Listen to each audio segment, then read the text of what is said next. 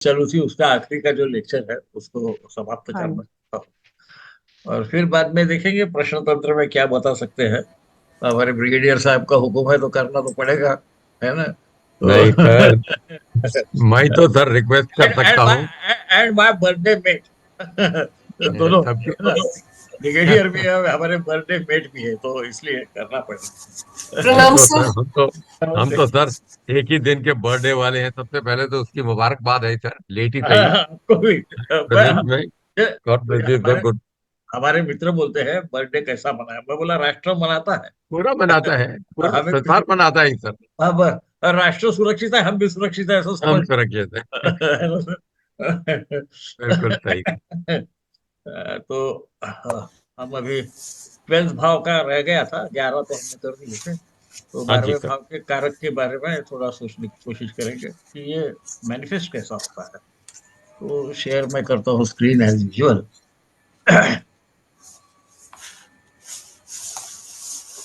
और अ, जैसा हम बार बार देखते हैं कि भाई भाव बताता क्या है, इसको तो हमको पहले सोचना ही पड़ेगा, उसके बगैर उस भाव का कारक अ, अ, उसके स्थिति से या उसके दृष्टि से जैसा भी आप समझेंगे, या उसकी शक्ति, उसके वीकनेस, इससे वो क्या दर्शाता है ये समझ में आएगा। तो वो अपनी पद्धति रही है, मेरी ऐसी आदत है पहले से ही। और हमारे विद्वानों ने जो बताया है उसको कभी कभी उसमें कुछ चीजें थोड़ी सी अलग रहती है, हमारे दिमाग में एक ही रह जाता है। तो व्ययम च वैरिवृत्तांत रिफम अंत्याधिकम तथा व्यया चैव हि ज्ञातव्यम इति सर्वत्र धीमता। विद्वानों ने क्या क्या देखना चाहिए, तो वो बोलते हैं कि व्यय तो देखना ही चाहिए। उसको व्यय व्यय भाव भी बोलते हैं, उसको द्वादश भाव भी बोलते हैं। तो वो किस प्रकार से व्यय करेगा, शत्रु का क्या होगा, शत्रु का वृत्तांत, उसकी क्या हालत होगी। और फिर मृत्यु के बाद गति क्या होगी, क्योंकि इसके बारे में बहुत लोगों को बड़ा कंफ्यूजन रहता है कि हम मरने के बाद हमारा क्या होगा। मुझे नहीं रहता कि जो होगा वो होगा। तो पर इसके लिए भी 12th भाव को देखा जाता है। और वो खर्चा कैसा करेगा, व्यय व्यय भाव तो बोला ही गया है, पर यहाँ पर जो व्यय भाव बोला है ना, इसके बारे में और भी कुछ कहीं ना कहीं बोला रहता है। तो हम समझ सकते हैं, तो आएगा वो कहीं ना कहीं। और वो अभी नेक्स्ट जो श्लोक मैं ले रहा हूँ जातक पारिजात में, वो और कुछ बताना चाहता है। लग्नात अंत तदीश भानुतनये दूराटनम दुर्गति दातृत्व शयनादि सौख्य विभगम वित्तक्षयम चिंतित ऋषस्ते चरखे चरे चरगुहे। ये उन्होंने बाकी का दिया है। अथवा नाना देशार्तनो कि शनिना युक्ते अथवा अलौकिक। तो इसमें बाकी तो आपको सब मालूम है, पर इसमें दूर दराज की यात्रा कर, दूर देश की, दूर अटन अटन घूमना है और ये दूर करना है। तो भानुतनय जो है, शनि जो है, और नवमाधिपति जो है, ये दूर की दृष्टि को बताते हैं, दुर्गति बताते हैं, दातृत्व भी बताते हैं, दान करने की भी शक्ति बताते हैं, शयन आदि सौख्य बताते हैं, वो आपको पता है। पर आगे का जो है विभवम, वो वैभव भी बताते हैं, केवल व्यय ही बताते हैं ऐसा नहीं। तो इसे थोड़ा हमें ख्याल में रखना है। और वो जो दूराटनम की बात मैं कर रहा हूँ वो इसलिए है कि परदेश जाएगा तो कौन से भाव को देखना, तो सहसा नवम भाव वगैरह सोचा जाता है, जो कि दूर की यात्रा है या वो लंबी यात्रा है मुझे तो पता नहीं है। पर प्रश्न वगैरह में तीसरा भाव शॉर्ट ट्रेवल्स और ये लंबा ट्रैवल है सब बताया गया है। इसलिए ये हमको ध्यान में रखना पड़ेगा जब हम करें। और वो यदि शनि वहां स्थित हो या शनि से युक्त हो तो क्या होता है, तो वो अलग अलग जगह पर वो भ्रमण करता है, अलग अलग चाय पत्ती देशों दिया, में। कुछ डालिए, दूध और चाय पत्ती डाल। यहाँ उन्होंने नाना देश की बात की है, यानी ये फॉरेन लैंड्स की भी बात कर रहे हैं, है ना? और ये खासकर यदि वहां पर कोई चर ग्रह होगा, या वो राशि ही चर राशि होगी आदि, इस प्रकार से बताया गया है 12वें भाव के बारे में। तो इसमें हम देख रहे हैं कि यहाँ पर वित्त क्षय तो है, यानी व्यय तो है ही, पर यहाँ पे संपत्ति प्राप्त करना भी, इसलिए कभी कभी 12वें भाव का जब हम एनालिसिस करते हैं, कम से कम मैं ऐसा करता था, अभी भी कभी कभी हो जाता है गलती से, तो हम उसके बारे में केवल व्यय की बात सोचते हैं या नींद न आने की बात सोचते हैं। हालांकि वो नींद आना, अच्छे ढंग से नींद आना भी बताता है, शयनादि सौख्य विभव बोलता है। तो ये ऐसा आप लोगों को मालूम है, पर अब आपको मेरी आदत मालूम है कि एक ही बार में 10 बार मैं दोहराते रहता हूँ। और चर ग्रह क्या बोला है, ये एक प्रश्न आता है, क्योंकि हमें चर राशि तो मालूम है ना, चरक है, चर ग्रह क्या है, तो उसकी भी जातक परिजात ने आगे में उसकी व्याख्या की है, उनके दूसरे अध्याय में की है कि रवि स्थिर शीतकरश्चर। चंद्र जो है ये चर माना जाता है ग्रहों में, रवि को स्थिर माना जाता है। स्यात् उग्र कुज चंद्र सुतस्तु मिश्र, यानी हमारा मंगल जो है उसको उग्र ग्रह माना जाता है, और बुध को मिश्रित, उसमें सब कुछ प्रकार आ जाते हैं। ऐसे भी बुध की आदत है, वैसा भी चर्म पे, हमारे त्वचा पे अधिकार रखता है, त्वचा सभी को कवर करती है हमारे, इस प्रकार से यदि हम सोचे तो वो मिश्र उसका बराबर। फिर सूर्य जो यानी गुरु जो है वो मृदु है, और शुक्र को लघु बोला गया, उसको छोटा बोला गया। और शनि को सुतीक्ष्ण बोलते हैं, वो काफी तकलीफ दे सकता है, इसलिए शायद तीक्ष्ण या सुतीक्ष्ण बोला होगा, सुतीक्ष्ण बोला होगा, ऐसा मुनियों ने कहा है। इस प्रकार से जातक परिजात का जो हमारे वैद्यनाथ है उसने कहा है। तो इसलिए 12वां भाव बोलते साथ या द्वादशी बोलते साथ केवल संपत्ति का ह्रास ही होगा, ये न, केवल इतना ही दिमाग में न लेते हुए हम ये भी सोच सकते हैं कि वो कभी कभी संपत्ति दे भी सकते हैं, उनकी स्थिति किसी भाव में। अब वो क्या दे सकते हैं, उसका उदाहरण जो है वो हमारे, मेरा फेवरेट जो है आर्नोल्ड श्वार्ज़नेगर, उसके चार्ट में है, इसलिए मैंने इसको इसमें इंट्रोड्यूस किया। और चर ग्रह की डेफिनेशन क्या है, क्योंकि ऐसे तो सभी ग्रह चर है, इसीलिए हम गोचर बोलते हैं। गो जैसी गाय है तो गो, हम नक्षत्र को भी बोलते हैं गो, हम खेत यानी ग्रह को भी बोलते हैं, तो सभी ग्रह चर है, ऐसा दिमाग में आता है। तो उसकी स्पेसिफिक व्याख्या जातक पारिजातकार ने दी हुई है, और इसीलिए उन्होंने चर ग्रह ऐसा कहा है, चर राशि तो कहा है। अब इसके बाद में हम नेक्स्ट देखेंगे। फिर भाव कारक क्या है, तो बृहस्पति शास्त्र में तो बताया ही है कि वो तो आपको मालूम है, श्लोक मैंने मतलब मैं जानबूझ के वो मंद को तो हाईलाइट कर दिया है। तो सूर्यो गुरु कुजसोमो गुरु भौमसित शनि गुरुश्चंद्र सुतो जीवो मंदश्च भाव कारक। तो शनि ये उसका भाव कारक है, इस प्रकार से तो पाराशर जी ने कहा है। और आपने देखा है कि पहले कभी कभी दो दो ग्रह जो है वो किसी भाव के बताए हैं जातक परिजात में, हमने पहले भी देखा है चतुर्थ भाव के बारे में, जब देखा है कि द्विमणि अमर मंत्री भूसुर सौम सौम्य, तो चतुर्थ भाव को चंद्र और बुध दोनों को भी कारक माना है जातक परिजातकार ने, तो इसको भी हमें कहीं ना कहीं जहन में रखना चाहिए। और फिर गुरु हरितनया भार्गवो भानुपुत्र, फिर दिनकर दिविजय जो सूर्य और गुरु, ये दोनों भी नवम भाव के कारक है। ये उन्हें पहले ये हो गया है, पर एक एज में एक चीज रिपीट करने की आदत होती है, वो मुझ में थोड़ी ज्यादा है। और जीव भानुद ने मंदाहा सूर्य गुरु अरिन सुनु, यानी शनि, ये है लग्न से हम जैसे देखते हैं तो 12वें का वो स्मारक। मैंने ये इसलिए कहा, ये बार बार कहता हूँ कि कभी कभी थोड़ी भ्रम की स्थिति पैदा हो सकती है कि जैसा अब हम जब यंग थे कभी डिस्कस वगैरह करते थे, मेरे उम्र के तो बहुत कम लोगों को उसमें इंटरेस्ट था, पर कभी कभी कर लेते थे। तो वही आता था कि भाई ये गुरु कहाँ से आ गया, पाराशर जी ने तो सिर्फ सूर्य ही कहा है वगैरह वगैरह, उसके बारे में तो यहाँ कोई कंफ्यूजन की बात ही नहीं है। दोनों का मत है कि 12वें का जो कारक है, 12वें भाव का, वो शनि ही है ना। अब हम देखेंगे आगे कि इसका मतलब कौन कौन से कारक हो सकते हैं। शनि द्वादश भाव का कारक है, ये भी हो गया। हमें ये मालूम है कि हर भाव जनस्य जन्म लग्न से जो चालू होता है श्लोक, उसका अर्थ जो भाव है वो खुद भी कारक होता है, उस भाव का ऐसा कहा गया। तो इसके बाद भाव मिलते हैं।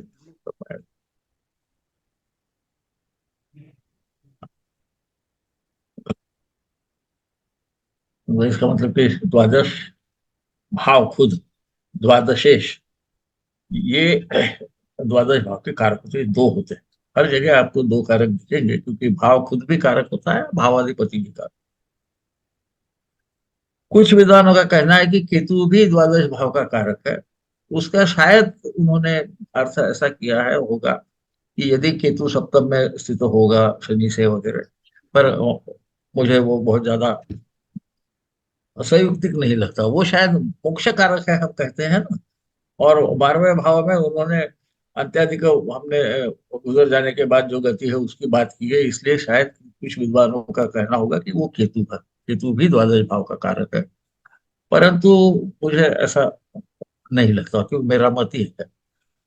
अब ये आर्नोल्ड श्वार्ज़नेगर जिसका हम जन्म चक्र पहले से देखते आ रहे हैं, तो इसमें शनि तो द्वादश भाव के कारक है, फिर द्वादश शुक्र है, और द्वादश भाव भी खुद, ये सभी के सभी द्वादश भाव के कारक हो जाते हैं। अब इसका, आज जरा गाड़ी मेरी स्पीड से चल रही है, आपको महसूस भी होता होगा, तो कभी कभी चलती है शायद।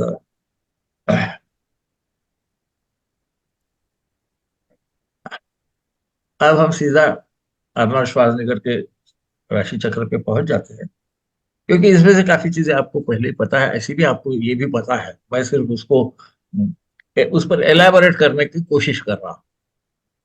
तो यहाँ देखिए, इनका जब हम चार्ट देखते हैं तो हम देखते हैं कि 12वें में मंगल और राहु स्थित है। हमें मालूम है मंगल ये तृतीय भाव के कारक है, और भ्रातृ कारक है। वो 11वें भाव के भी कारक, सॉरी, अधिपति है, एकादशेश। एकादश को ज्येष्ठ भ्राता का कारक भी कहा गया है ना। तृतीय को कनीयस कह के बाद में ज्येष्ठ उसको कहा गया।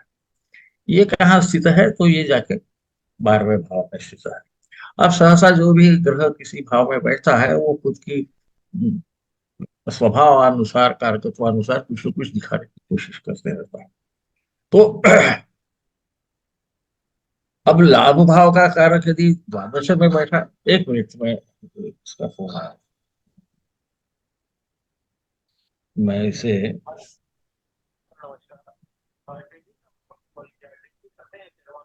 ये ट्रेडिंग करते हैं शेयर भाई, मेरे को देखिए शनि का काम के लिए फोन आ रहे हैं। नहीं नहीं, ये ऐसी हॉरिबल,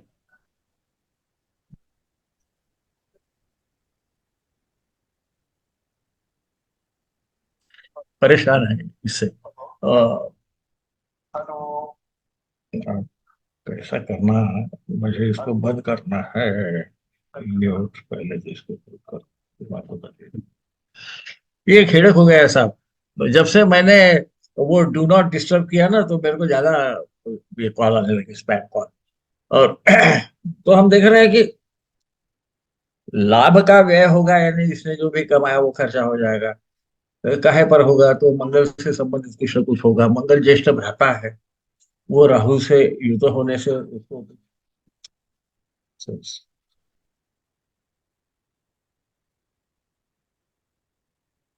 इसको कोई से तो भी मुझे, सब एक मिनट मुझे दीजिए, मैं इसको एरोप्लेन मोड में डाल जी देता सर हूँ। प्लीज। हाँ, ये क्या है कि यंग बच्चे बड़े जल्दी जल्दी करते हैं, हम लोगों को बड़ा टाइम टाइम लगता है कोई भी काम करने में। मैं एरोप्लेन मोड में डाल देता हूँ, यानी सहसा मैं म्यूट रखता हूँ तो कभी भूल जाता हूँ, तो सॉरी। तो एनीवे, और वो वैसा भी मुझे बोल रहा है कि इन्वेस्टमेंट करना है क्या, मेरे मत से शनि ये जो है ये स्टॉक मार्केट का भी कारक है। खैर ये मेरा मत है। तो बराबर शनि की बात निकलते साथ उसको लगा कि द्वादश भाव का मैं कुछ ना कुछ कारक है तो बता दूं।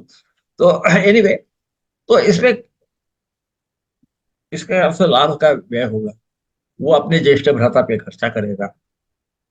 पर यह भी हो सकता है कि यदि ये खुद ही द्वादश भाव में स्थित हो, जो दूराडर का या दूर दराज देशों का, जैसा हमने देखा, उसका भी इंडिकेटर है। तो ये दूर दराज देश जाने की वजह से ये विभव वैभव की जो भी बात कर रहा हूं मैं, वो भी प्राप्त कर सकता है। ये भी हमें इसके साथ, ये सच है कि उनके जो ज्येष्ठ भ्राता थे, वो अब राहु है तो आपको इंटॉक्सिकेशन वगैरह ख्याल में आ गया होगा, परंतु हर आदमी उसी प्रकार से नहीं करेगा। तो वो जरा ड्रग वगैरह एडिक्ट हो गए तो उनको काफी खर्चा वर्चा करना पड़ा था, ये सच है। ऐसा भी बोला जाता है कि जो ग्रह 12वें में स्थित है, वो किस भी व्यक्ति का कारक होगा उस पर जातक का व्यय होते रहे, है ना। पर यहाँ कारकत्व का इसलिए संबंध आता है क्योंकि मंगल भ्रातृ कारक भी है, और एकादशेश होने से एकादश भाव का कारक भी वही। एकादश भाव ये ज्येष्ठ भाव भ्राता का ही कारक है। यहाँ ये समझ लेना कि हर चार्ट में ऐसा ही होगा, ऐसे नहीं, उसके अलग अलग अर्थ हो सकते हो, दूसरा भाव कौन सा है वगैरह करके। परंतु मंगल है तो किसी न किसी भाई पे या भाई सम, हमारे यहाँ पितृतुल्य मातृतुल्य जैसा बोलते हैं, तो भ्राता तुल्य भी उसको हमको पकड़ना पड़ेगा। जिसे हम भाई के समान समझते हैं, उसमें हो सकता है।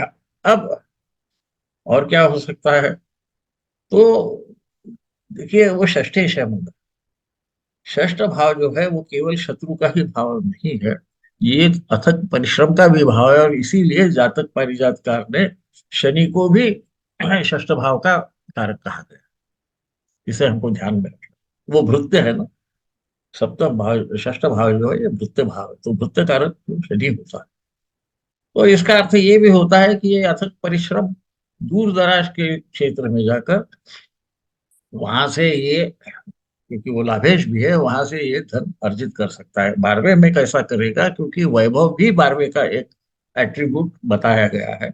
इसलिए मैंने जानबूझ के वो पहले श्लोक पे थोड़ा सा जोर दिया कि केवल व्यय तो है ही, व्ययाधिक्य है, बहुत ज्यादा खर्चा भी है, पर वहाँ वैभव भी है। तो वो वैभव किस परिस्थिति में मिलेगा, तो इस प्रकार से यदि वो दूराटन में रहेगा, दूर दराज जाता होगा, तो शायद वहां से उसको या तो उसके इसलिए आप लोगों को याद होगा कि एक जगह ऐसा कहा है विद्वानों ने कि राहु यदि द्वादश भाव में स्थित है, थोड़ा सा मैं विषय से हट रहा हूँ, जो मेरी आदत है, आप लोग कभी मेरे को सहन करते आए हैं।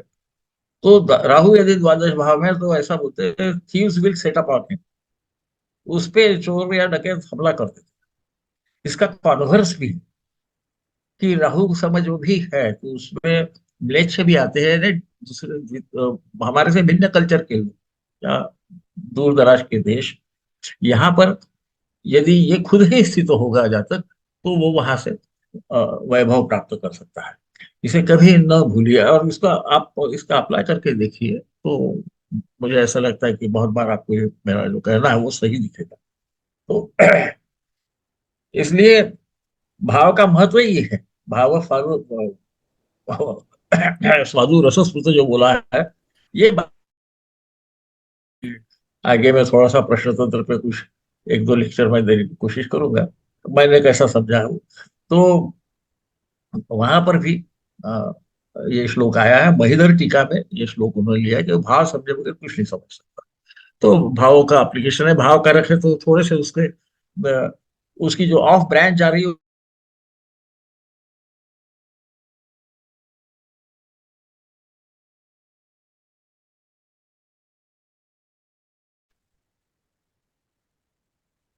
सर की आवाज नहीं आ रही ना। हाँ, I think there is a troll हो ब्रेक गई इन है। हिज कनेक्शन, वील हाँ वेट। हाँ हाँ, आई थिंक है कोई इशू है, कनेक्शन में फ्रीज हो गए सर। हाँ हम्म। हाँ। हेलो सर, मेरा जी internet sir, you are connection. Back. जी आ सर। गया, आ यस गया। Yes sir. जी, थैंक यू। तो अब आ जाता है कि द्वादश भाव का क्या हुआ। तो द्वादश भाव का जो अधिपति है द्वादश, ये शुक्र है, वो पंचमेश भी। अब ये द्वादशेश धन भाव में स्थित है। समझ ऐसा है सहसा कि इसको दारिद्र्य योग भी कहा जाता है, आप लोगों ने देखा होगा, है ना, हमारे ग्रंथों में लिखा है।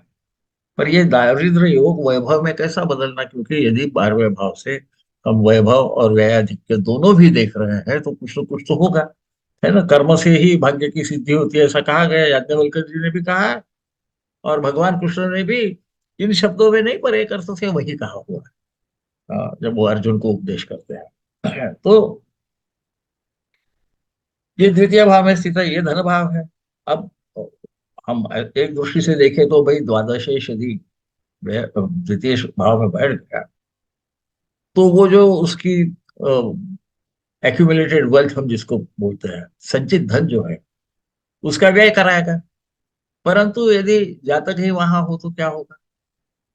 क्योंकि ये जो है वहां बैठा है, ये वैभव धन स्थान में वैभव दे भी सकता है, वहां से खर्चा भी कर सकता है। तो ऐसे स्थिति में ये जातक में है।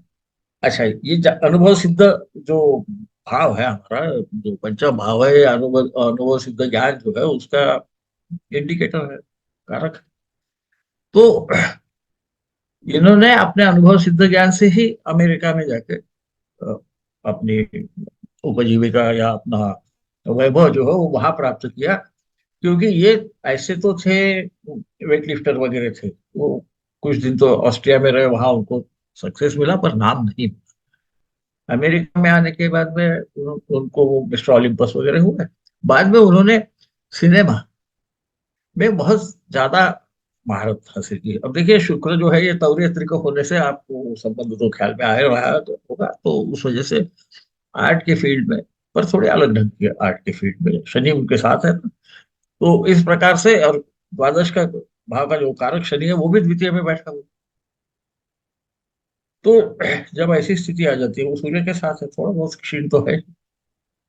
तो ऐसे समय में जातक दूर दराज के देश में जाकर अपना धन अर्जित करता है, यदि द्वादशेश या द्वादश भाव का कारक खासकर धन भाव में बैठ जाए। इसका उपयोग जब किसी का कुछ सक्सेस नहीं मिलते रहता और इस प्रकार का कुछ आ जाए, तो हम उसको ये सलाह दे सकते हैं कि भाई आप आपके कल्चर से, आपके संस्कृति से जरा दूर जाएंगे तो हो सकता है कि आपको जो यहाँ पर अ, आपका केवल व्यय हो रहा है वो थोड़ा सा बदल जाए, आपकी शायद सोचने का तरीका बदल जाए और उस वजह से आपका कर्म बदल जाए। तो और ये मैंने बहुत बार अनुभव किया। आप लोग भी जब हमारे पास अलग अलग चार्ट आते हैं, और आपको तो पता है कि विविध कारणों के लिए लोग आते हैं, तो वहाँ इसका थोड़ा फायदा हो सकता है। ये ऑस्ट्रिया में जन्मे थे, और उनका सब जितना भी वैभव हुआ वो अमेरिका जाने के बाद ही हुआ। अब हमको मालूम है, जैसा आपको मैंने फिर से लिखा है, पर आपको मालूम है कि षष्ठ भाव का कारक, द्वादश भाव का कारक, ऐसा तो अष्टम का भी कारक जो शनि है, भाव कारक जो शनि है, वो धन भाव में स्थित है। और इसीलिए इन्हीं प्रकार से, एक तो वो अचानक गए अमेरिका, क्योंकि किसी ने एक जो कोच थे ये वेट लिफ्टिंग के, उन्होंने इनको देखा और बोले "ये तो मेरे साथ मेरे घर पे चलो।" और अमेरिका उसको लेके गए। वहां से उसका वो जो अचानक हुआ, वो अष्टम भाव अचानक कुछ भी दे सकता है, मृत्यु भी अचानक आती है, पैसा भी आदमी अचानक होता है। तो त्रिकोण है ना, आपको मालूम है। तो चतुर्थ भाव, द्वादश और अष्टम भाव, तो इसलिए उनका जो, उन्होंने अपनी कर्मभूमि उसी को बना दी, उसी को कर्मभूमि बनाते साथ मेहनत जाके उन्होंने अफ्रीका में की। और इस कारण उनका भाग्योदय वहां पर बना। इसलिए वहां नीचे में मैंने लिख दिया है, सिर्फ रीइटरेटिंग जिसको बोलते हैं कि जातक पारिजात का द्वादश भाव को वैभव और वित्तीय क्षय का भाव भी कर दिया। तो इसे हमें कभी नहीं भूलना चाहिए। और दूसरा कि ऐसी कोई परिस्थिति आ गई जहां आपको दिखता है कि यहाँ तो भाई इसको कुछ यश मिलने वाला नहीं है, तो क्या करना? तो वो भावाधिपति कहाँ स्थित है, वहां वो कुछ तो भी दे रहा है। जैसा धन भाव में जो भी ग्रह स्थित है, वो अपने मार्ग से कुछ न कुछ देंगे, धन दे सकते हैं या ले जा सकते हैं। द्वादशेष होगा तो वो ले भी जा सकता है, वो दे भी सकता है, इसको हमको कभी नहीं भूलना चाहिए। और द्वादश भाव ये दूराटन का, परदेश का भी भाव है। तो ये सब चीजों को हमको ध्यान में रखने के बाद में यदि हम कुछ करें, तो शायद हमको इसका क्या बोल सकते, फायदा ही बोल सकते हैं, फायदा हो सकता है। तो इसलिए आज जरा स्पीड से मैंने किया, है ना, कि अभी अभी बजट हो गया है तो लोगों की जेब गर्म हो गई होगी, तो थोड़ा थोड़ा शायद पसीना वसीना छूटा होगा, तो मैंने बोला इसको जल्दी बंद करेंगे, है ना। तो actually, क्योंकि हमने नवमांश में भी देखते रहना चाहिए। नवमांश में आपने देखा होगा कि राहु जो है वो शनि के राशि में स्थित है, नवमांश राशि में स्थित और इसी कारण कभी कभी यदि कमजोर ग्रह भी है तो वो किसका मालक है, वो कहाँ स्थित है, इसका विचार करते रहना चाहिए।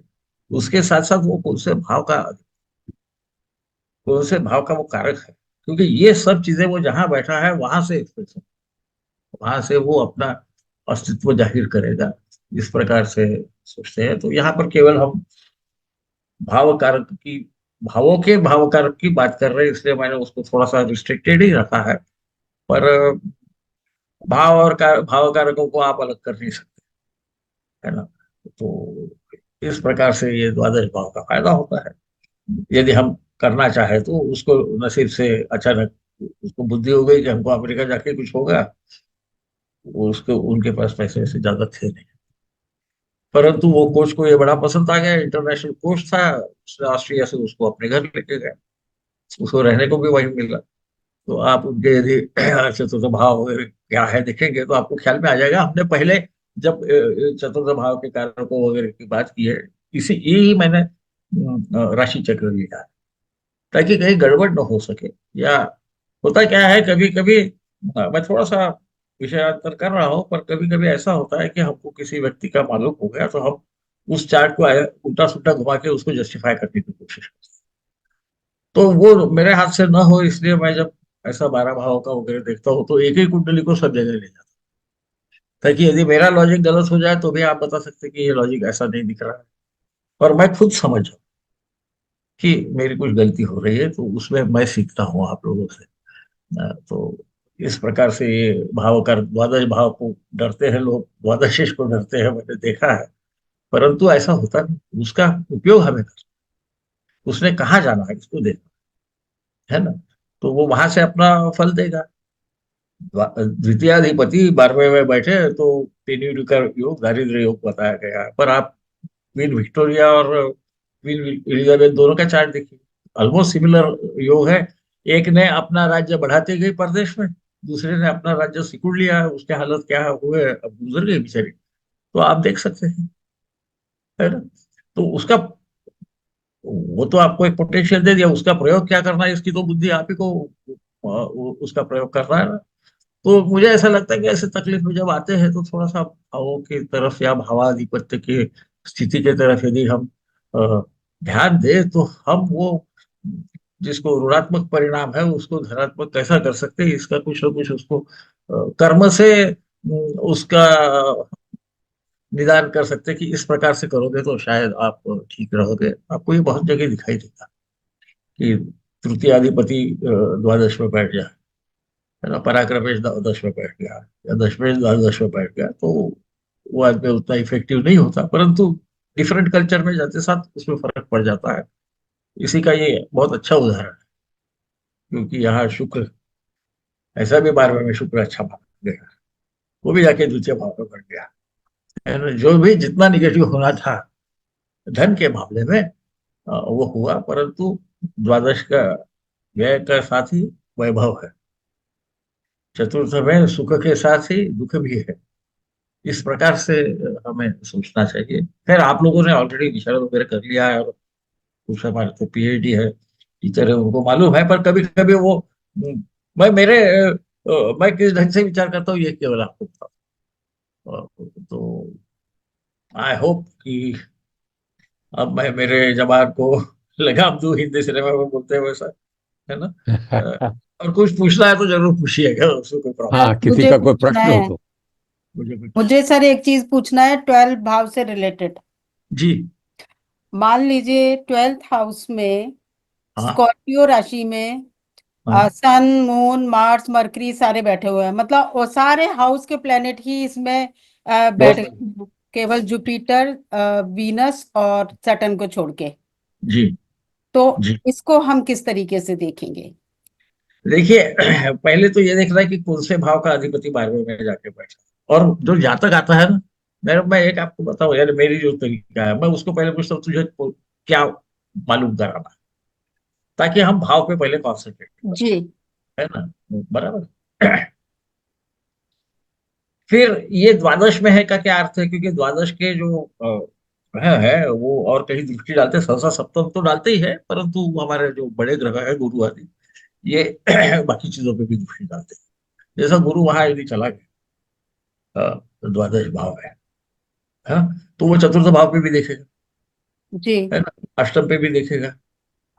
और परंतु उसका कर्म का अधिपति, यहाँ तो कर्म का अधिपति, हाँ, नहीं जा सकता है, कर्म का अधिपति 12वें में गया, तो ये बात तो पक्की है कि ये बाहर जाके ही इसके जो दशम भाव है, दशम भाव ये हमारा रिकग्निशन, हमें कुछ पहचान मिलना खुद की, एक इंसान या कोई कर्म करने से, और हमारा कर्म, ये दूर दराज के एरिया में ये बताता है। अब यहाँ पर आप पंचायत ये आ जाती कि वहां पे गुरु देख रहा है, तो गुरु उसको अपने घर में रहने की इच्छा देता है।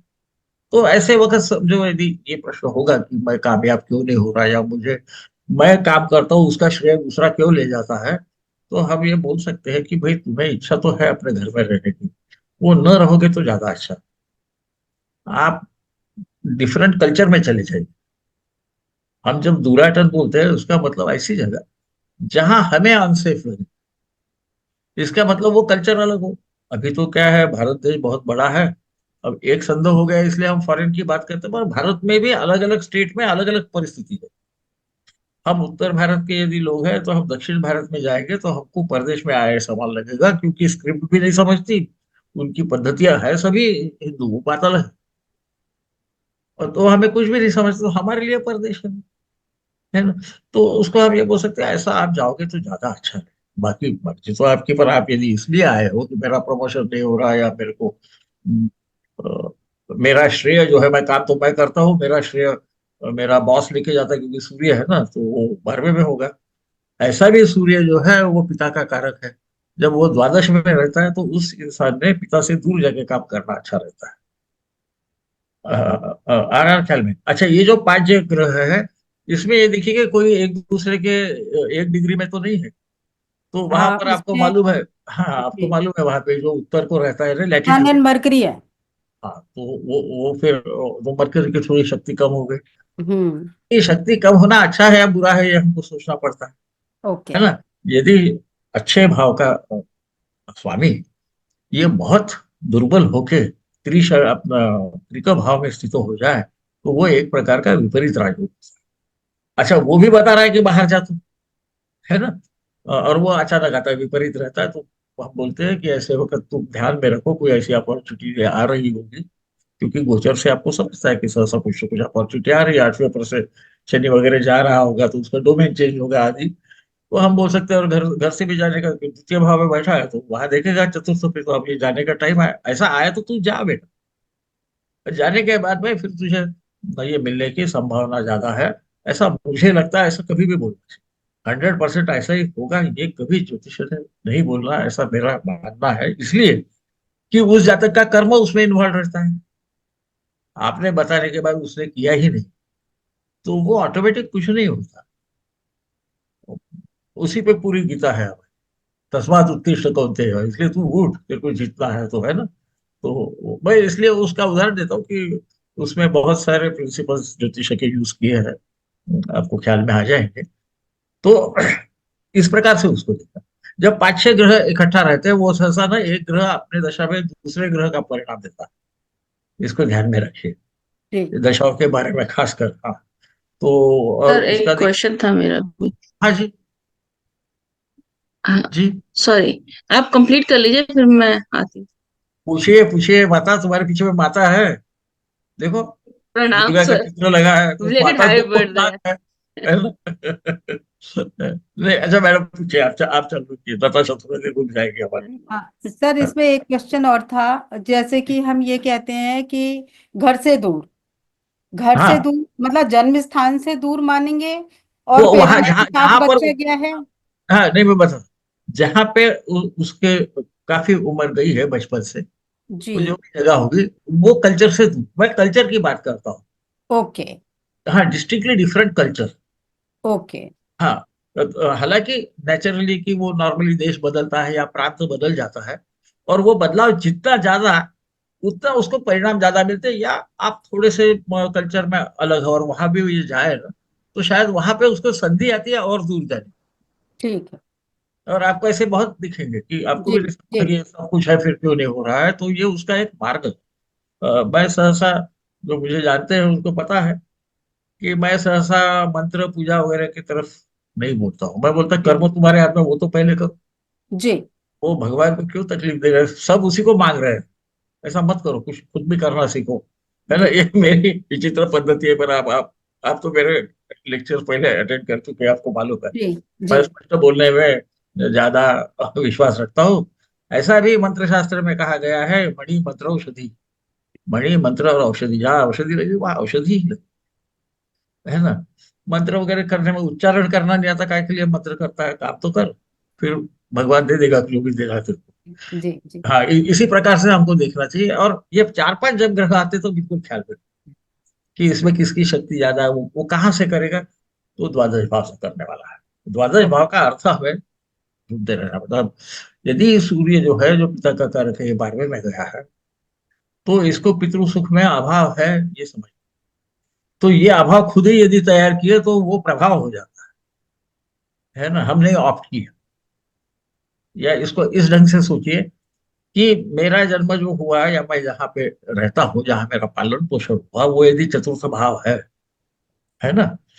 अब मैं जाके यदि 12वें में स्थित हो गया तो मेरे में क्या फर्क पड़ेगा, ये प्रश्न उठना स्वाभाविक है। मैं पहले बताता, लोगों को भी ऐसा लगता था। मैं बोला उसको समझो, फिर जब रिजल्ट आने लगा तो समझने लगा। परंतु इसका मतलब क्या कि अब उसको चतुर्थ भाव समझिए, जहां अभी वो रह रहा है। वो चतुर्थ भाव उसको करते साथ आपका नवम भाव लग्न हो जाता है, बराबर ना। नवम ओके भाव को लग्न करके देखो तो इसके सोच की पद्धत बदल जाती है। इसलिए ये कर्म अलग ढंग से करता है, और इसलिए उसको फल मिलता है। मैं उसको इस ढंग से, है ना, क्योंकि आखिर में कर्म जो है, इसकी उत्पत्ति तो मन से ही होती। मैं सोचूंगा कि ऐसा करूंगा तभी मैं उसको करूंगा, उसके पहले ऑटोमेटिक तो होगा नहीं। जी तो वो क्यों होता है, तो मुझे ऐसा लगता है कि वो उसका कारण है, क्योंकि उसका दशम भाव भी बदल जाता है। जी फिर ये सब जो ग्रह है, तो वो, हाँ हाँ है ना, वो उसके कर्म क्षेत्र पे दिखने लगते हैं। जी जी असर होता है। और आपने बहुत देखे होंगे ऐसे, आप में से बहुत लोगों ने देखे होंगे अपने साथ में पढ़ने वाले, जो आपकी ही कॉपी कर करके पास हुए, वो परदेश जाते हैं और बाद में वो अथॉरिटी बनते हैं। है ना, तो आपको ख्याल में आएगा, अचरज भी लगेगा कि कैसा हुआ। नहीं, वो इस कारण, शायद उस वक्त उसका जो भी कर्म था वो लोगों को नहीं समझ रहा था, या वो क्या कर रहा है ये इसे खुद को नहीं समझ। कौन जी सी चीज में उसको सुख है वो उसे नहीं समझ रहा था। वो वहां चला गया तो उसका फिर एक्शन बना। ये मेरा लॉजिक है उसके पीछे का। जी और चार्ट आते रहते ना, तो उस पर अप्लाई करके देख। ठीक है तो 90% टाइम तो मेरा बराबर रहेगा, कभी कभी गलत भी रह सकता है, कोई भी 100% करेक्ट नहीं बताता। जी है ना, पाराशर जी ने भी बोला है, गर्गा गिना मता, कि मेरा ये मत है, गर्ग जी का अलग मत है। जिनसे वो सीखे हैं ऐसा उन्होंने बोला है। आखिरी आखिरी में आपने देखा होगा कि शौनक ने गर्ग को ज्ञान दिया, उनसे मैं सीखा, और मैं मुझे जो समझता वो बता रहा। या सप्तानाम अष्टानाम वा, ऐसा एक एक जो हमारी पांडुलिपि है, जो ज्यादातर फॉलो होती है, उसमें ऐसा कहा गया कि 7 कारक है, परंतु कुछ 8 भी बोलते हैं। गर्ग को बोलता है। इसमें कोई गलती नहीं है। जी हालांकि गणेश दत्त पाठक की जो आपको टीका मिलेगी, या श्रीधरी टीका, उसमें सप्तकारक ही बोला गया। उन्होंने 8वें कारक की बात नहीं की। जी पर बाकी इसमें बोला है सप्तानाम अष्टानाम। जयमिनी बोलता है सप्तानाम जी अष्टानाम वाह। जी वो भी बोलते हैं भाई 7 है, परंतु कुछ लोग 8 भी मानते हैं। जी तो ज्योतिष को ये समझ लेना चाहिए कि फाइनल उसका जो है, वो तो वो हमारे शिव जी के पास है, वो अपने को देने वाले नहीं है। जी है ना, वो बोलते हैं भाई जरा अथक परिश्रम करके हिमालय तक आ जा। हमारे ब्रिगेडियर साहब तो गए होंगे फाइटिंग के दौरान हिमालय पे, तो उनको तो उन्होंने दे दिया होगा उसका की, पर हमको नहीं दी होगी। है नहीं ना। सर, उनके पास जाओ और बिठा लेते हैं वहीं पे। हम दोनों जाएंगे सर, हम दोनों भी जाएंगे। सर एक ले क्वेश्चन सर, और है रोहिणी, इसी से रोहिणी रिलेटेड। आपका क्या प्रश्न है? सर सर अभी एक अ, क्वेश्चन और है इसी से रिलेटेड, बस अब मेरा फिर पूरा हो जाएगा। Thank you. आप ले जैसे रोहिणी, लीजिए। हाँ, जैसे ये था आपने अभी बतलाया 12th हाउस में चर राशि, स्थिर राशि और द्वादश। चर राशि का तो आपने बतला दिया, ये मैं आपकी प्रेजेंटेशन में भी देखा। और स्थिर राशि का क्या रोल होगा और द्वादश राशि का क्या होगा? ऐसा वो माना जाता है जो कि जो स्थिर स्वभाव। राशि, हाँ, ऐसा जी माना जाता है कि स्थिर राशि होगी तो वो वही स्थित रहेगा, जो है वैसी ही स्थिति रहेगी। देखिए, यही यही प्रिंसिपल आपको प्रश्न में भी दिखेगा। है ना, प्रश्न में यदि स्थिर लग रहा है तो जैसी स्थिति है वैसी ही रहेगी आदि। वो एनर्जी की बात कर रहे हैं, पर मुझे ऐसा लगता कि इसको जब ग्रह वहां स्थित हो जाता है तो वो इसको बदल देता है ना, वैसा न रहता तो ग्रहों का निकालने की जरूरत नहीं थी, केवल राशियों से लोग समझ जाते थे। हाँ, लग्न में होगा तो उसके स्वभाव में आपको फर्क दिखेगा। ऐसा तो चरर राशि यदि 12वें में है तो उसके खर्चे कम ज्यादा होते हुए दिखेंगे आप, है ना, या नींद का पैटर्न भी बदलते हुए दिखेगा, हर वक्त तो सिमिलर नहीं रहेगा। स्थिर होगा तो यदि उसको अच्छी नींद आती है तो अच्छी नींद आती रहेगी, डिस्टर्ब रहती है तो डिस्टर्ब ही रहती है। और द्वेष स्वभाव होगा तो मुश्किल से हासिल होगा, है ना। तो क्योंकि उसमें चर भी है, आधा आधा स्थिर भी है, दोनों राशियां एक जगह है। आप उनको जैसा भचक्र में भी देखोगे तो आपको ख्याल में आता है, चर के बाद में स्थिर, स्थिर के बाद में चर, और स्थिर दोनों आने के बाद में फिर से अचर राशि आना चालू हो जाती है। इसलिए कई बार मैं ऐसा सोचता हूँ, गलत भी होगा, कि स्थिर राशि में पहले 15 डिग्री जो है वो चर है, और दूसरे 15 डिग्री जो है वो स्थिर स्वभाव को ज्यादा प्रदर्शित करेंगे। पर ये ऐसा मेरा एक क्या बोलते थियराइजिंग है, मैं ऐसा आपको और वक्त बताऊं, मैं थियोरिटिकल एस्ट्रोलॉजर, है ना, तो मैं प्रिंसिपल को कैसा अप्लाई कर रहा हूं तो शायद ये सही होगा। और इसीलिए बोलते कि मुश्किल से हासिल हो जाएगा वगैरह, ऐसा कहा गया है प्रश्न में। ये अलग अलग नहीं है, हम उसको अलग अलग समझ रहे हैं।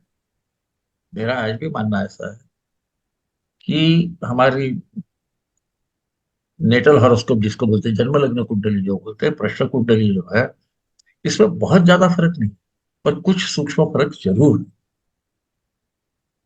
तो वो प्रश्न पे मैं थोड़ी अपनी अकल बांटूंगा, दो तीन ही लेक्चर होगा, ज्यादा नहीं, आपको तक नहीं करूंगा।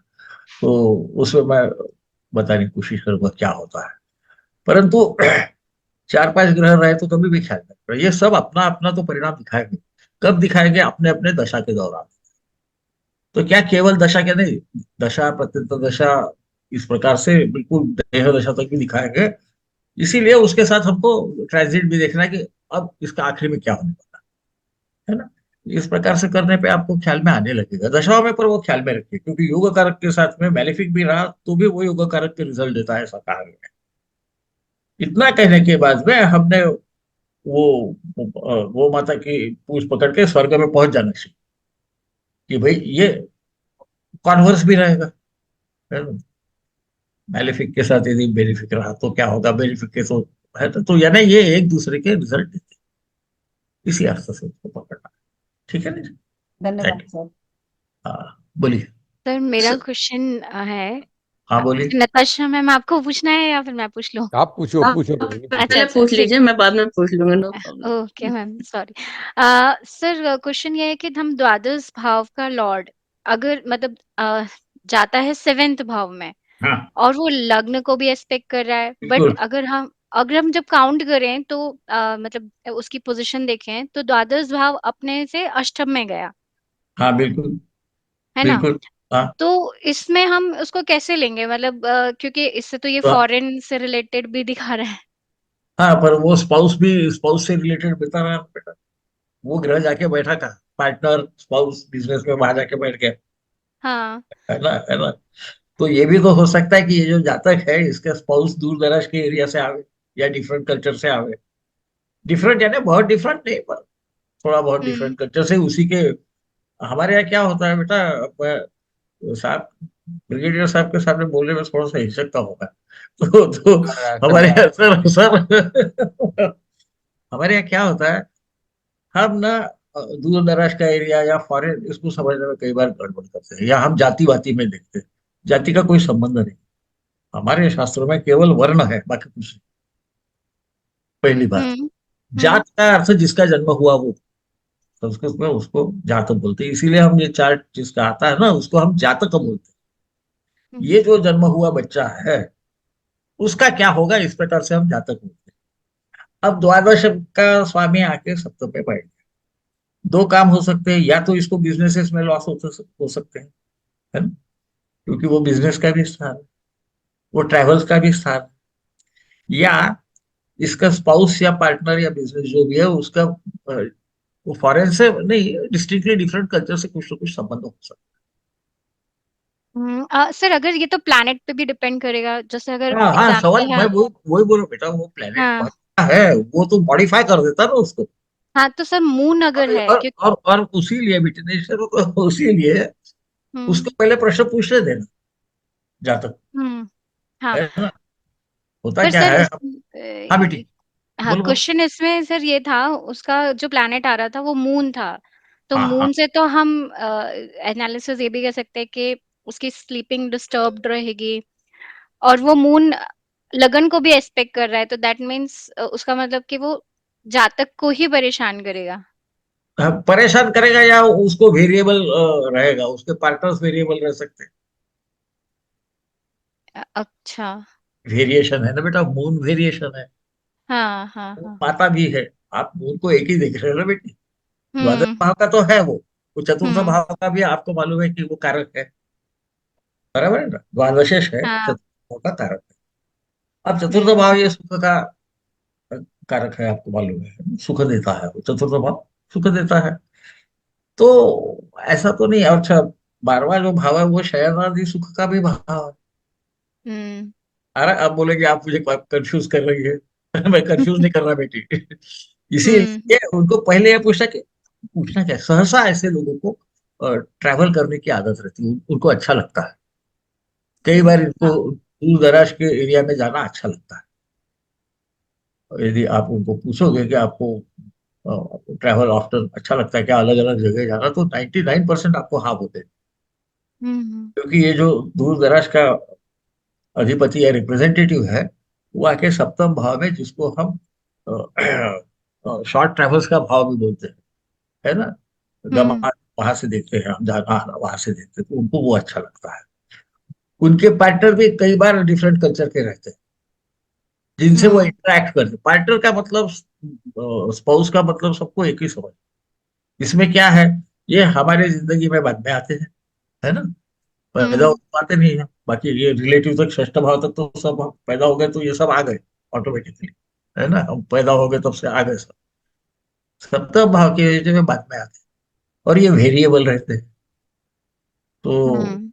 हाँ, वो पुरुष ऐसा ना समझे वेरिएबल रहते हैं, अरे मेरी बीवी हर वक्त बदलते रहेगी, वो मत सोचिए घर में हाँ, वर्किंग भी उसका वर्किंग मूड बॉस बदल भी। उसका मूड बदल सकता है, या हस्बैंड का मूड बदल सकता है ना। हम्म। तो हाँ, तो इस ढंग से मैं कैसा सोचता हूँ आपको बता देता हूँ। अच्छा। और फिर ये क्या कर सकते हैं, तो सुख की कल्पना भी वहीं से आ रही है। सबका भाव है भाव स्पाउस का भी है, बिजनेस का भी है, हो सकता है इसका बिजनेस बाहर देश का हो। इसीलिए उसको पहले पूछना कि आपका क्या प्रॉब्लम है वो बताए, मैं केवल उसको दी। हम्म। क्योंकि द्वादश भाव जैसे कि आपने देखा, इतनी चीजें इसके बगैर बहुत सारी चीजें बताता सर उसका क्वेश्चन ये था कि उसको फॉरेन में सेटल होना चाहिए या नहीं। है। ऐसा ऐसा था ना। तो हाँ द्वादश यहाँ आ गया। और उस पे जुपिटर 4th हाउस में बैठ के एस्पेक्ट भी कर रहा था 7th हाँ, हाउस। तो जो जाने को नहीं देखेगा पर वो जा सकता है। जाने को नहीं देखेगा वापस आ पर जाएगा। और या तो फिर वो अलग अलग देशों में घूमते रहेगा। अच्छा मतलब फ्लक्चुएट ट्रैवल करता रहेगा पर पर सेटल नहीं हो पाएगा।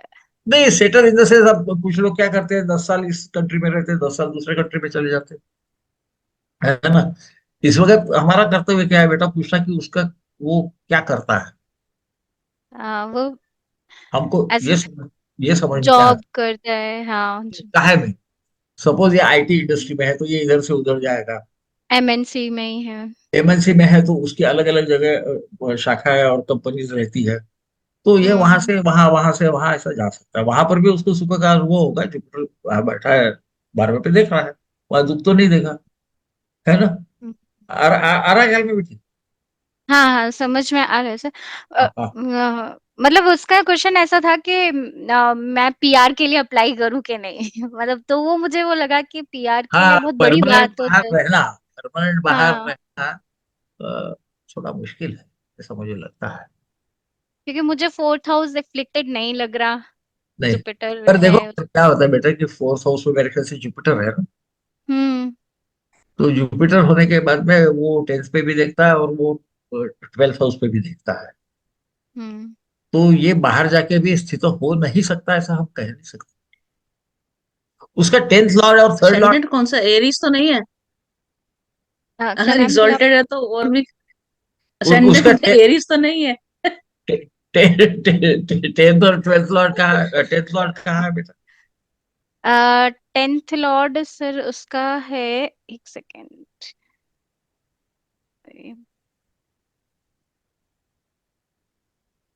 10th लॉर्ड सर उसका 8th में है।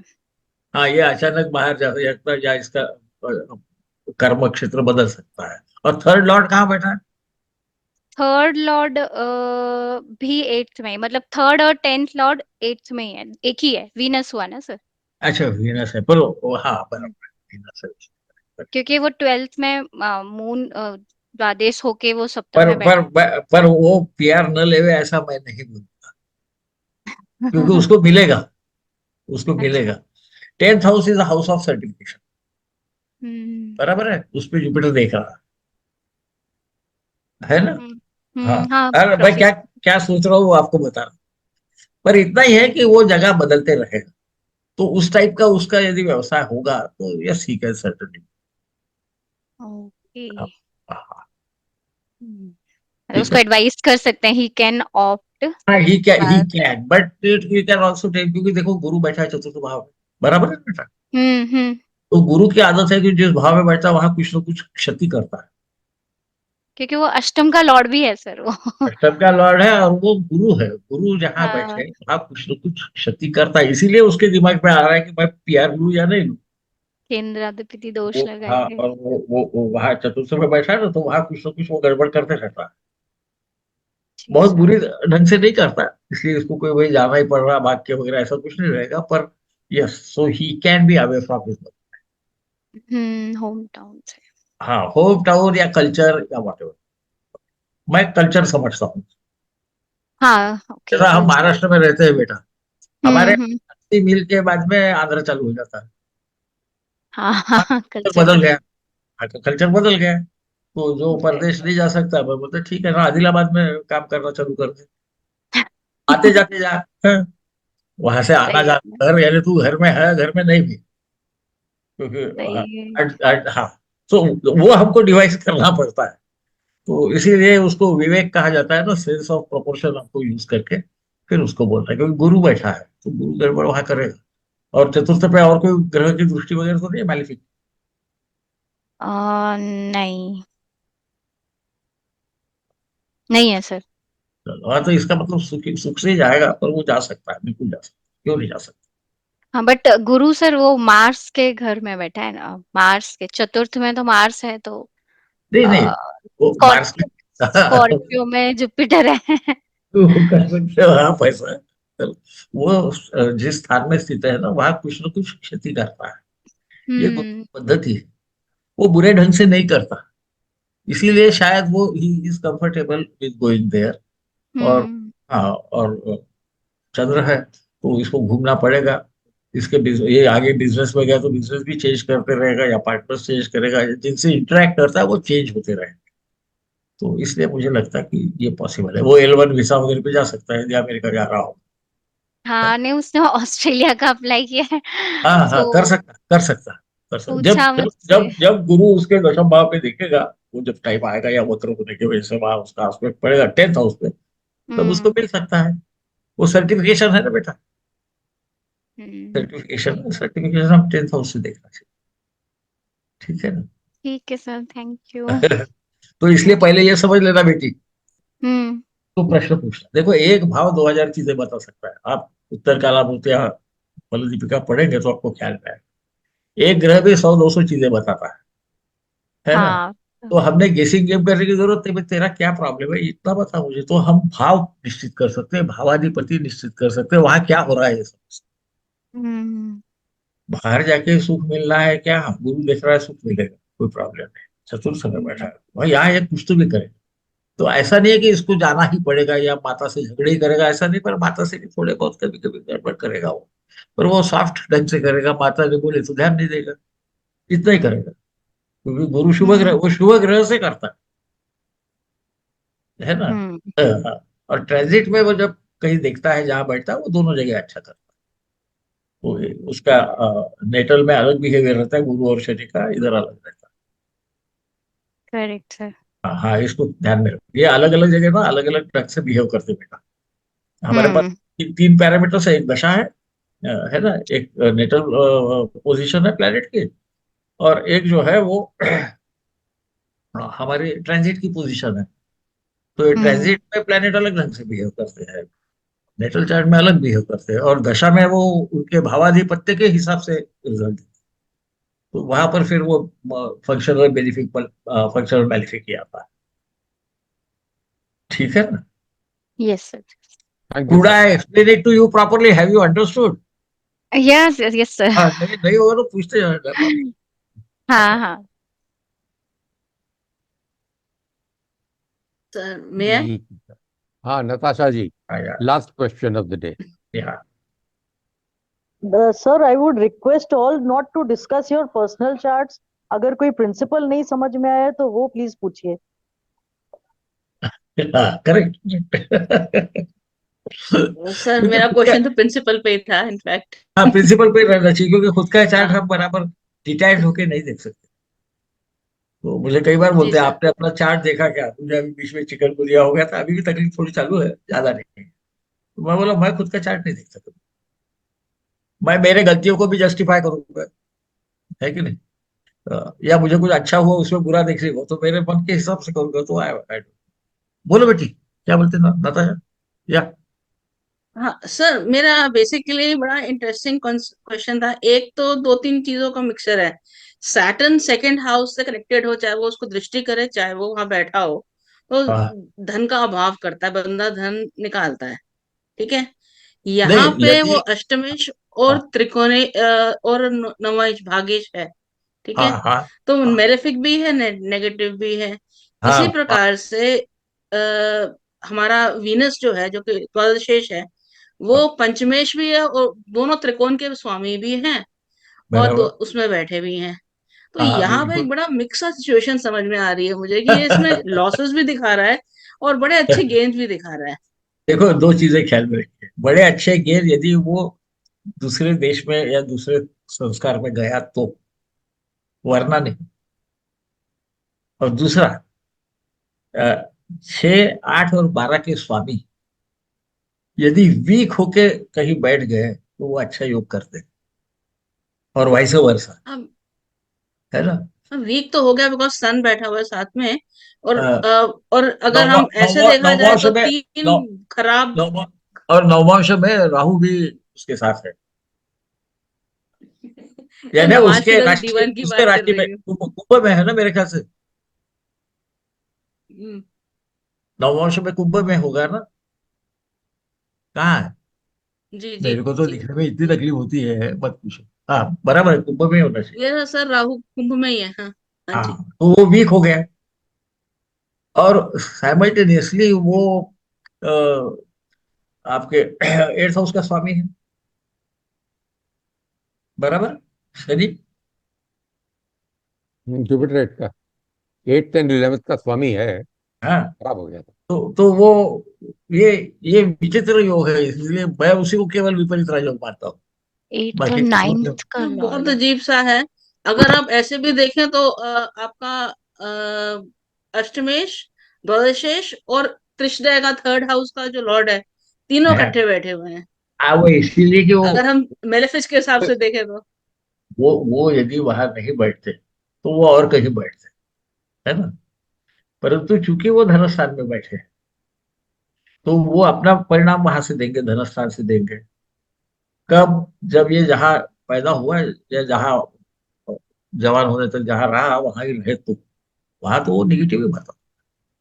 परंतु वो बाहर चले गए, वो बाहर चले गए इसलिए उनको धन प्राप्त होता। आपको बहुत बार ऐसा दिखेगा, आपको देखना होगा, तो मैंने तो चार्ट नहीं देखे, पर एक बार मुकेश जी का और मुकेश अंबानी और उसका उनके भाई का चार्ट देख ले, है ना? मुकेश मेरे ख्याल से एडन में पैदा हुआ था, ये महल में। हाँ, एक बार देख लीजिएगा, एडेन इंडिया का में तो एडेन आपको समझ अनिल में आएगा अनिल हुए क्या थे हुआ और था। वहां पे वो हुए थे. हाँ, तो वो देखो क्या, और ये मुंबई में पैदा हुआ, है ना? दोनों काम यही कर रहे हैं, पर एक परदेश में काम कर रहा है, एक नहीं कर रहा। कभी कभी एक संभ्रम की स्थिति आती है, इसलिए बोला कि द्वादशेष यदि द्वितीय भाव में है तो वो या तो लॉस कराएगा या तो वैभव देगा। पर वो वैभव कब देगा, यदि ये डिफरेंट कल्चर में चला जाए। इसको आप बहुत गहराई से सोचिए, आपको ख्याल में आएगा ये क्या कॉम्प्लेक्सिटी है। ये अब धनेश 12वें में बैठ गए तो ट्रेडिशनल बिजनेस कहती है इसका संचय धन खत्म हो जाए, है ना। पर let him start earning somewhere else in a different culture and you see कि वो ग्रो होने लगता है ना ख्याल में। क्योंकि अब धन का स्वामी यदि 12वें में बैठा तो वो दूर देश में बैठा, तो वहां जा तू भाई, तेरे को पैसे लेने के लिए यहाँ कहाँ मिलने वाले थे। ऐसा सोचना, मैं कैसा सोचता हूँ वो बता रहा हाँ, तो या नेगेटिव एक्सपेक्ट को आपने पॉजिटिव कर लिया, मतलब वो हाँ हाँ, वो कर्म फॉरेन से। लैंड है हाँ और लॉस है, हाँ, तो पर फॉरेन वहां लैंड एक्टिवेट कर दिया, लॉस डीएक्टिवेट हो जाएगा। जो धन वहां बैठा तो मैं वहां जाऊंगा, वो थोड़ी मेरे पास आ है कि नहीं। देखो ऐसा बोलते हैं कि सिक्स का लॉर्ड यदि मार्स होकर 10th हाउस में बैठे तो वो सेनानी हो जाता है, बराबर है ना। ऐसा बोला है ना कुछ, तो भी मुझे ऐसा याद है। वो क्यों सेनानी होता है? क्योंकि उसको लड़ना अच्छा लगता है, सुख की उसकी अनुभूति होती है, और अपने अपने गांव से अपने घर से दूर रहता है कंटिन्यू, पर फिर भी उसको अच्छा लगता है। आप इसको सोचिए कि ये क्या हो रहा है। ये आपका कर्म का क्षेत्र बदलने से वगैरह जो फर्क पड़ता है ना, वो इतना ही पड़ता है कि हमारा सोचने का तरीका बदल जाता है, और तरीका बदलने से हमारी एक्शंस बदलती है। जो हमारे यहाँ के लोग नौकर को वक्त हो गया, तेरे को समझता नहीं, क्या दो चार गाली देंगे, अमेरिका में जाके खुद के कपड़े धोएंगे कि नहीं धोएंगे, है ना। तो उसमें कुछ बदलाव आ गया, तो उसके रिजल्ट भी तो उसको मिलना चाहिए ना, अच्छे या बुरे, what ever what ever what ever. और आप देखिए बहुत बार आपको ऐसा दिखेगा कि जैसा गर्ग ने बोला है कि भाई नीच ग्रह एक नहीं रहे तो कलयुग में कुछ नहीं मिलता, या तीन ग्रह उच्च के भी होंगे तो एक नीच रहने के बगैर सॉरी योग सफल नहीं होता, ऐसा गर्ग मुनि ने बोला। त्रिग्रहोच्च उच्च नीचा भाव योग भंग, है ना। तो इसलिए हम नीच और इसमें जो हम फंस जाते हैं कई बार क्रूर वगैरह में, तो उसको फंसने उसका उपयोग क्या करना है हम तक। और मैं तो इसी ढंग से देखता हूँ। आप समझ गए, क्योंकि अब मैंने बोला ना क्वीन विक्टोरिया का देखिए चार्ट और एलिजाबेथ का। विक्टोरिया ने अपनी एम्पायर बाहर, वैसे उसके सब जो पैसे आते थे इंग्लैंड में वो बाहर देश से आते, मार्क कीजिए।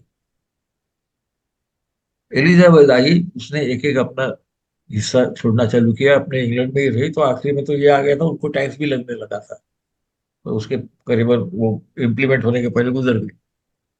आप दोनों के चार्ट जरूर स्टडी कीजिए सब लोग, और देखिए दोनों में दारिद्र्य होगा, पर एक का बाहर से आ रहा था और वो चलता है।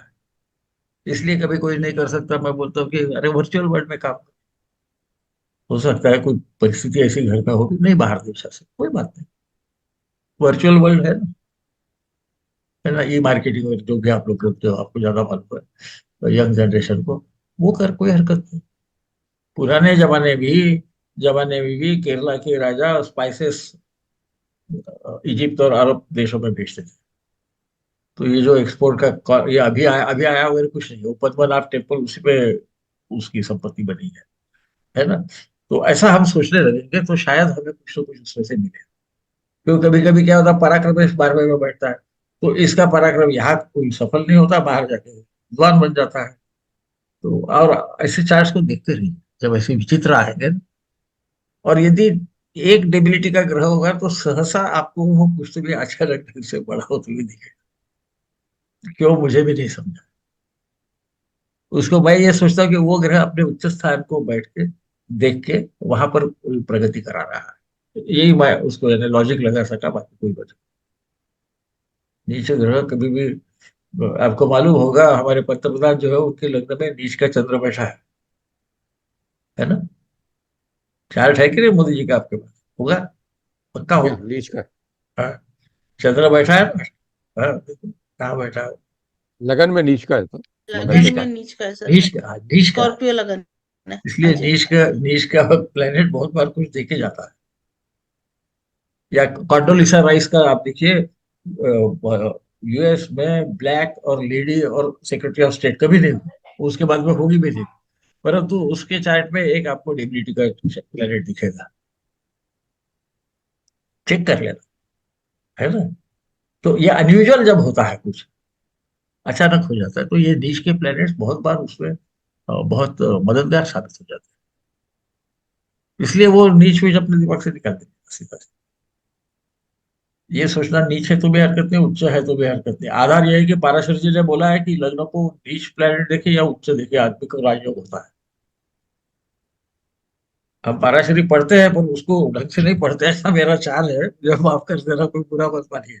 ये अब बूढ़े हो गए तो वैसे कुछ भी क्रैक के सवाल बोलते रहते हैं, ऐसा सोच के उसको छोड़ देना। पर आप देखिए, उच्च का रहे या नीच का रहे, यदि लग्न को देखे तो राजयोग होता है ना, पराशर ने बोला है। तो क्या हो जाता है कि हम उसमें फंस जाते हैं बेटा, मैलेफिक बेनिफिक। मैलेफिक में एनर्जी,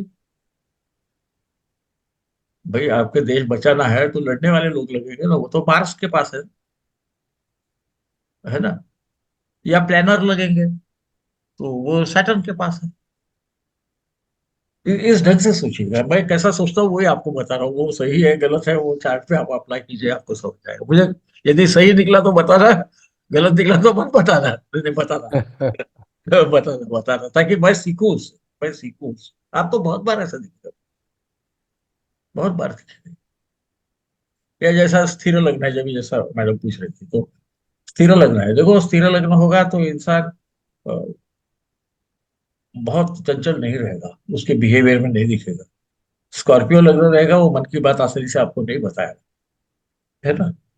क्योंकि स्कॉर्पियो कहाँ रहता है, तो वो बिल में रहता है, इसको ऐसा सोचते हैं। मुझे ऐसा लगता है उससे हमको काफी चीजें ख्याल में आने लगती है ना।